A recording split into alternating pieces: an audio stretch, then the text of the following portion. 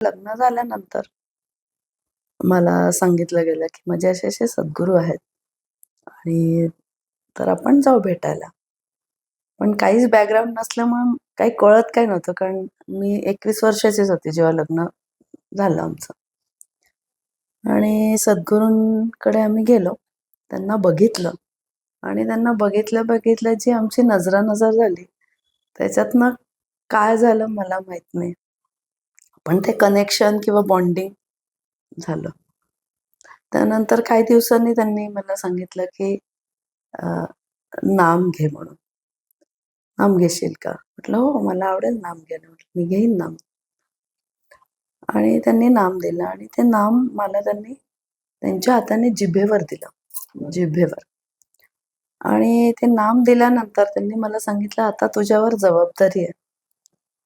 आता तू जे काय बोलशील ते सगळं खरं होणार. खूप मोठी जबाबदारी आहे."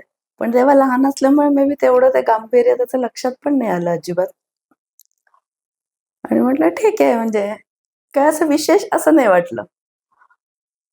आणि मग हळू लक्षात आलं काही अनुभव मी पण घेतले, की काही आपण बोलल्यावर पटकन ते खरं होतं वगैरे.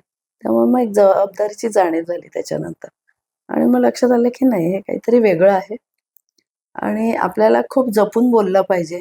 कोणाबद्दलही मनात कुठलाही वाईट विचार येता कामा नये. जेणेकरून त्याचा त्रास आपल्याला होईल आणि आपल्याला तर ठीक आहे आपण करू, पण आपल्या सद्गुरूंनाही त्याचा त्रास होता कामा नये. अशी कुठेतरी जाणीव झाली आणि तो प्रवास हळू सुरू झाला.